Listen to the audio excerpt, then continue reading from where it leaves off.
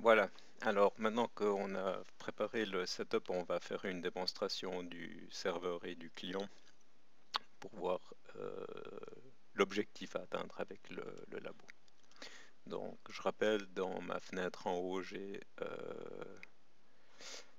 un terminal ouvert sur mon environnement Vagrant où je vais exécuter le serveur, et puis dans la partie verte, je suis aussi connecté dans ma VM via Vagrant, et puis je vais faire tourner le client ici. Donc on va regarder où on se trouve.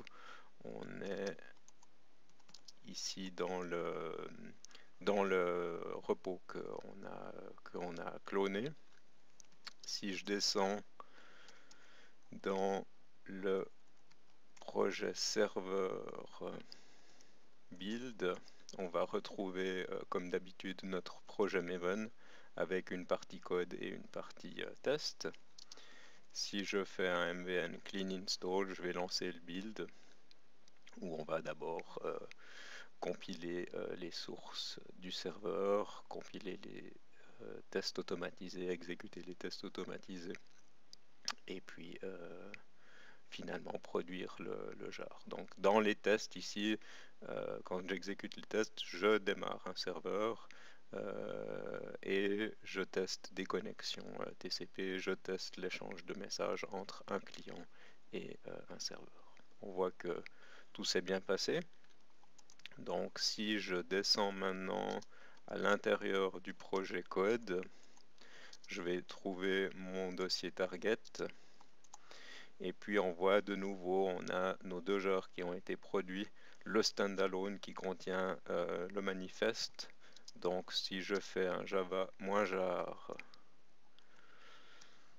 et puis que je sélectionne ce fichier là, je vais démarrer le serveur. Donc on voit ici, le serveur m'indique qu'il est en train d'accepter des connexions sur le port 1313. Alors j'en profite pour faire la présentation d'une commande qui est la commande lsof, qui permet d'ouvrir, de lister les descripteurs de fichiers ouverts, -i si on est intéressé par les descripteurs de fichiers qui correspondent à des sockets. Et puis on voit ici qu'on a un processus qui est en train d'écouter sur un port. Si j'utilise le flag -p, -p majuscule, on voit ici qu'il n'utilise pas le nom logique, mais il utilise vraiment le nombre.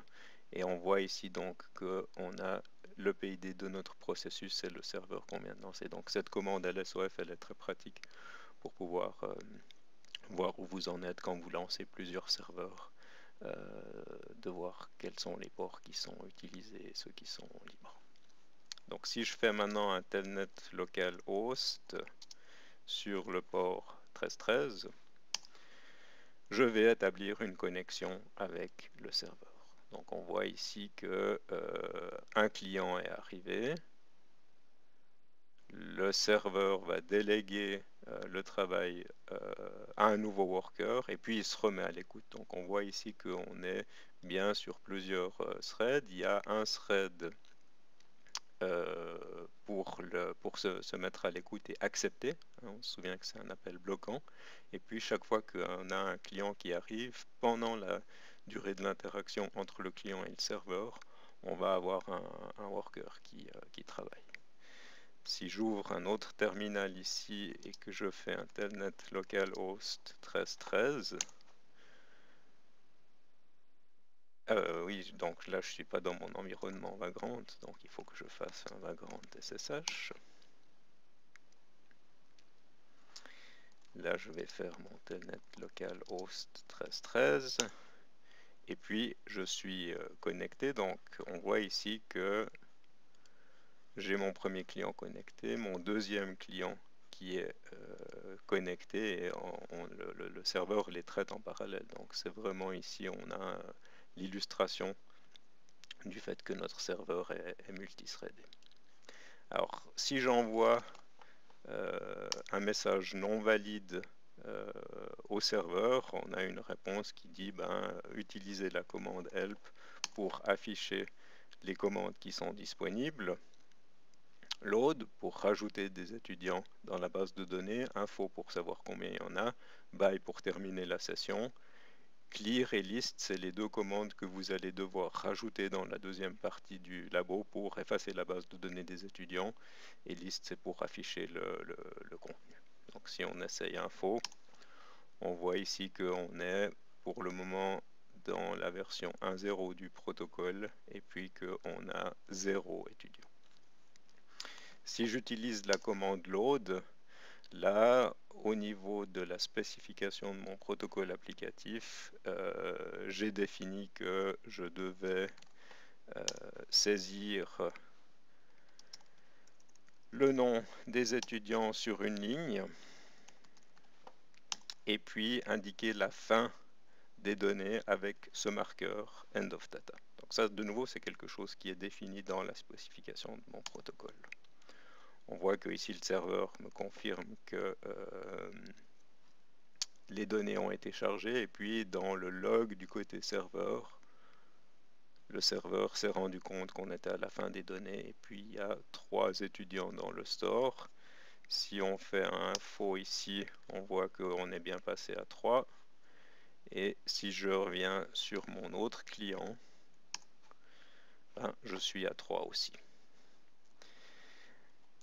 Je peux utiliser la commande random qui va choisir au hasard un des étudiants dans la base de données. Alors, pour le moment, c'est toujours le même, mais on voit que de temps en temps, ça change. Je peux utiliser la commande list. On voit que ce qu'on reçoit, c'est du JSON, où on a une propriété students qui est un tableau qui va contenir plusieurs objets, et chacun des objets a un seul attribut qui est l'attribut full name. Et puis j'ai une commande clear pour effacer le contenu de la base de données. On voit ici que maintenant je suis repassé à 0. Si j'essaye de faire un random ici, j'ai un message d'erreur qui me dit que puisque j'ai aucun étudiant dans la base de données, je ne peux pas en choisir un au hasard. De nouveau, c'est un message JSON que le serveur m'a envoyé. Alors, je vais revenir dans mon premier client ici, je vais terminer ma session. Et puis, si on regarde, on voit ici, on est toujours dans le répertoire du labo, mais on est dans le dossier quiz roulette client. Et puis, on a ce fichier client.js qui est un script Node.js qui utilise la librairie Socket et le module file system pour lire des données. On voit ici que dans le répertoire data, il y a un fichier CSV qui contient une liste d'étudiants qui va lire cette liste de manière asynchrone. Et quand les données sont disponibles, elle va parler au serveur. Et on voit ici qu'on va se connecter sur le serveur. Et une fois qu'on est connecté, on va envoyer les données. Et donc, ce code ici, c'est du code qui est conforme à la spécification du protocole applicatif. On reconnaît ici les commandes qui ont été définies dans le protocole. Donc ici on voit c'est vraiment un script qui est très simple, mais c'est un client qui implémente le roulette protocole et qui permet de charger des données dans la base de données depuis un fichier. Donc on va tester ça. Si je fais node client.js, on voit ici que des données ont été chargées, qu'on a 52 étudiants dans la base de données. Et si je fais un telnet localhost 1313, que je fais un random, et on voit que j'ai maintenant des étudiants de la classe qui sont choisi, je peux afficher la liste et voir le contenu de la base de données.